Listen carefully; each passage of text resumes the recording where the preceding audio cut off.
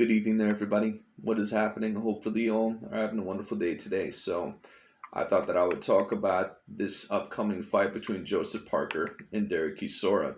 I believe this fight is going to be happening on May 1st. Another big heavyweight fight that is also going to be happening on May 1st. I believe is going to be Andrew Ruiz Jr. versus Chris Arreola. So, I got to talk about that fight as well. But I'll probably post that. I might post it later on today. I might post it tomorrow. I'm not sure. But we'll see.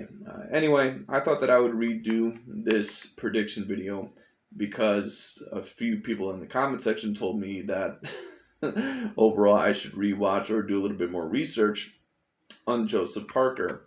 And even when I had my older channel, I did not, my channel did not go extremely well with the Joseph Parker fans. What I'm going to say is this. If the Deontay Wilder fan base, if they're probably the most delusional, the Joseph Parker fan base, in my opinion, is the second most delusional. And a certain amount of people are not going to agree with that. But even I will have to admit that I should have done a little bit more research on Joseph Parker and his fights. What I will say is this. I still stand by a certain amount of the statements that I said in my first prediction video. Derek Chisora is mainly a pressure fighter. At least that's what he appears to be to me. Do I believe that you can give Joseph Parker trouble?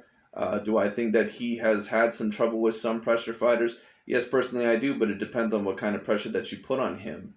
You have to consistently, usually put your jab out there. You have to have great counter-punching ability, and Derek Chisora, he does not have the worst counter-punching ability that I've ever seen, but would I call it A grade? No, I would not call it A grade.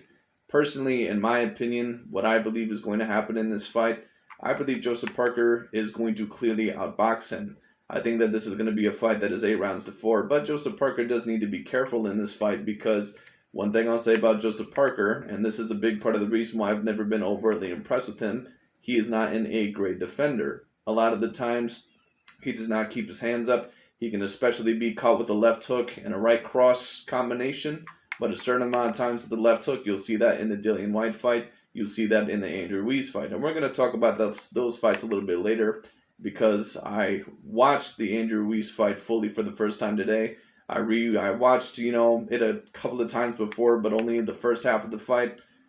So that's basically where I got my opinions on that, but we'll talk about that a little bit later. And today was the first time that I had watched the Dillian White fight fully.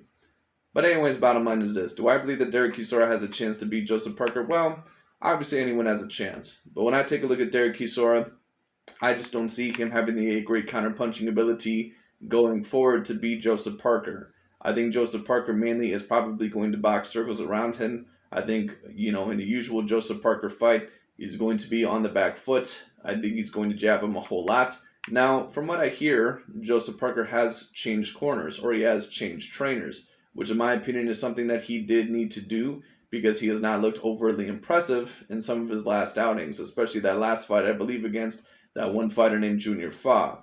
Now, Junior Fa had a little bit of a different style than Derek, Chisora does. He tried to use his range. He was kind of fighting on the back foot from what I've seen.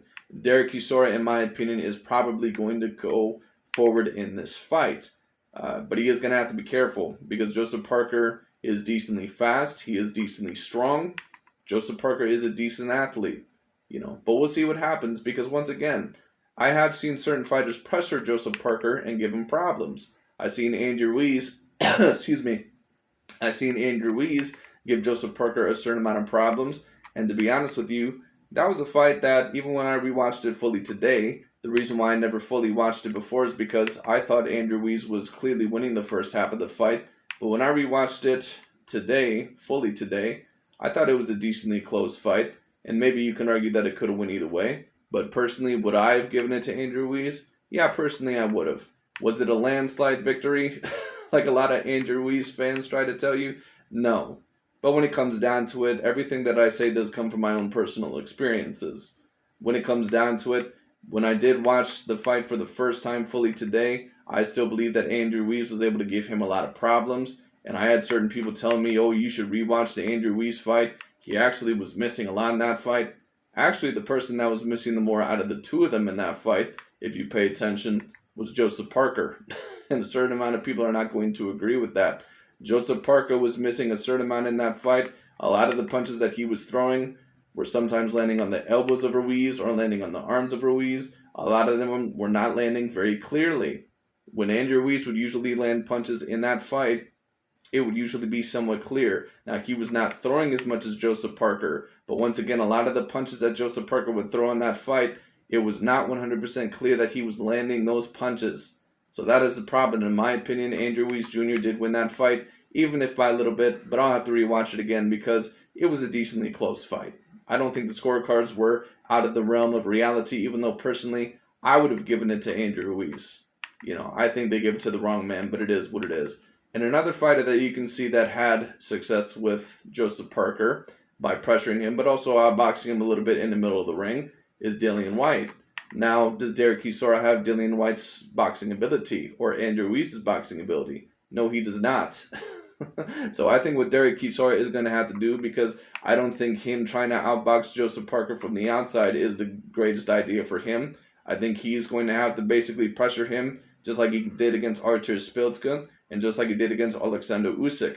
I think he's going to have to try to rough him up a little bit early, tie him up if you need to. I think he's going to have to go to the body very early on. Go to the body maybe with the right hands, maybe go up to the, to his head with the left. Joseph Parker can be very vulnerable to a left hook. You can see that in both the Dillian Whyte fight and in the Andrew Ruiz fight. He got caught with the left hook a certain amount of times. And Derek Chisora, another thing that he may want to do, throw the right cross, here and there. But I think that Derek Chisora most likely, I think he is going to pressure him consistently. But the problem that I see with Derek Chisora is that obviously I don't think that he's going to have the speed that a Dillian Whyte or an Andrew Ruiz had. Andrew Ruiz has very decently fast hands. And Dillian Whyte, he may not be the fastest fighter on earth, but I believe that he's a little bit faster than a Derek Chisora. Derek Chisora on top of that, I don't see him as the worst counterpuncher that I've seen. Excuse me. Throat a little bit dry. But when it comes down to it, I don't see him having the counterpunching ability of a Dillian Whyte. I don't see him having the counterpunching ability of an Andy Ruiz. So I think what he wants to do is that he wants to go to the body early, rough him up to the body, throw a left hook to the head consistently because Joseph Parker is available to get hit there. And Joseph Parker, once again, is not an A-grade defender. I believe Joseph Parker will win this fight. What Joseph Parker basically has to do, he has to box circles around him. He has to move at certain angles. And I do believe that his defense has to improve. Now, once again, from what I hear, Joseph Parker has gotten a new corner. He's gotten a new coach. And we'll see what happens. Because in my opinion, the things that Joseph Parker really needs to work on is having more than just one plan, but on top of that, really improving his defense, because Joseph Parker is very hittable, especially when he is on the retreat. So we'll see what happens. A certain amount of people disagreed with me when I said Joseph Parker sometimes can have a difficulty with pressure fighters. Once again, it depends what type of pressure you put on him. But I think that this is most likely going to be another Joseph Parker Carlos Takam fight. I believe I scored that fight around 8 rounds to 4 or 9 rounds to 3. I think the guys at the time, the commentators, they had that fight a little bit closer than that. I personally don't think the fight was that close. Now, I think that Carlos Takam was giving Joseph Parker a certain amount of problems when he would throw. But the problem with Carlos Takam is that he basically was staring at him throughout that whole entire second half of the fight.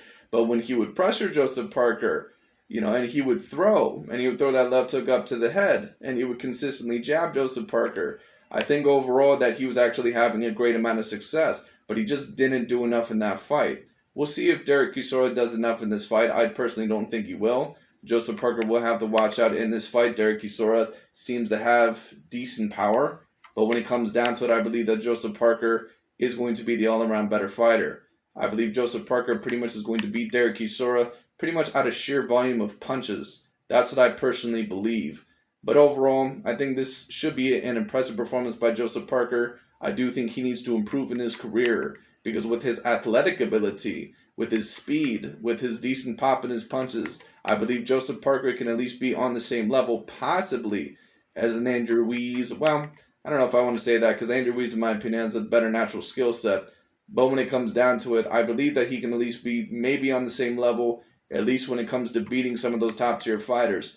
Maybe he can be on the same level as a Luis Ortiz. Maybe he can be on the same level as an Alexander Povetkin or some of those fighters. Maybe he can be on the same level as those guys, because it's not easy to be on the same level as those guys. Now, some people might say, well, Luis Ortiz really hasn't beaten any, great top contenders. No, he hasn't, but Luis Ortiz very clearly is a talented fighter.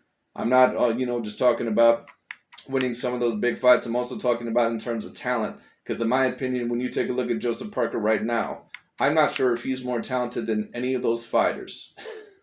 He might be more talented than some of them physically. But when it comes to a technical standpoint, he is not more talented than Alexander Povetkin. He's not more talented than Dillian White. He's not more talented than Andrew Ruiz. He's not more talented than a Luis Ortiz. He is not more talented than any of those fighters from a technical standpoint. And a certain amount of people are not going to like that. Bottom line is this. I believe that Derek Chisora, the way that he fights, I don't think that necessarily he's going to throw as much as the Dillian White. I don't think he's going to throw as much as Andrew Ruiz. And Andrew Ruiz did not throw a certain amount in that fight. Maybe he will throw as much as Andrew Ruiz, because to be honest with you, Andrew Ruiz probably could have threw a little bit more in that fight. But Andrew Ruiz has a very tough time with fighters that don't like to stand still, because he kind of plants his feet like a lot of Mexican and American fighters kind of like to do. They don't cut off the ring extremely well sometimes, and Andrew Ruiz does not cut off the ring extremely well. You've seen that in the Anthony Joshua rematch, but when it comes down to it, Joseph Parker, I do believe, is going to win this fight. I think he's pretty much going to beat him by sheer volume of punches. I believe that, there's a possible chance of a knockout. I think that if there's more likely going to be a knockout, I believe obviously it's going to be on Joseph Parker's side. We'll see what happens. But would I be surprised if Derek Chisora was able to give Joseph Parker some problems? Or if he was able to possibly, hurt Joseph Parker here and there, maybe even get a knockdown? I wouldn't be surprised. And a certain amount of people might be surprised with what I just said there. But I would not be surprised, because once again, Joseph Parker is not an A-class defender, and you can't hurt him. So we'll see what happens. Derek Chisora, in my opinion, he's going to have the jab consistently, attack to the body early, rough him up, throw a left hook consistently to the head. Joseph Parker is especially vulnerable to that, and we'll see what happens. But I do hope that Joseph Parker looks decently impressive in this fight, because I hope that Joseph Parker will somewhat be on the level one day of an Andrew Ruiz or Luis Ortiz or a Povetkin in terms of a technical standpoint. But I don't think that he's on the level of any of those fighters in terms of technical skills. And a certain amount of people will disagree with me, especially the Joseph Parker fan base. But Joseph Parker is not an A-grade technical fighter. I do not care what anybody says. He is a person that usually beats you with a sheer volume of punches. He is a very decent athlete. But really, other than that, and a certain amount of people are not going to like when I say this, Joseph Parker can be a very one-dimensional fighter. It is what it is. But when it comes down to it, that's really all I have to say for today. We'll see what happens in this fight. I'm cheering for Joseph Parker because I believe, in my opinion, and a certain amount of people will not agree with this, I believe that he has been a little bit disappointing in his career. And let me also mention this, because some of those people in the comment section with my old video said that I should rewatch the Dillian White fight, and that up until the headbutt, Joseph Parker was actually doing really well. The headbutt happened in round 2 when the knockdown happened. Joseph Parker, not only do I think that he really wasn't doing extremely well before that, because I gave Dillian White round 1, but you're supposed to somewhat recover from that, and it was called as a knockdown, but of course the punch did land right after the headbutt as well, so I understand why it was called a knockdown. Bottom line is this. That certainly was a very disappointing performance by Joseph Parker, because he was not even close to winning that fight, and a certain amount of people may disagree. Some of the scorecards had it close. I didn't have it close at all. I had it 8 rounds to 4 for Dillian White, 115 to 111. You could have even scored it 115 to 110, because to be honest with you, you could have even scored it 9 rounds to 3 for Dillian White, which is why I say Joseph Parker, in terms of a technical standpoint, he's not even on the same level as a Dillian White. So it is what it is. But I do hope that Joseph Parker does improve his defense and that he does improve his technical ability. And who knows, in this fight we might see some improvements, because from what I've heard, he's changed corners. So we'll see what happens. So I thought that I would redo this analysis and do just a little bit more research on Joseph Parker, because a certain amount of people told me that I was wrong and that, I should do a little bit more research and that I was way off. But then coming down to it, really, even though I think I was wrong on some things when it comes down to it, I personally believe that the Joseph Parker fan base, I believe they can be heavily delusional.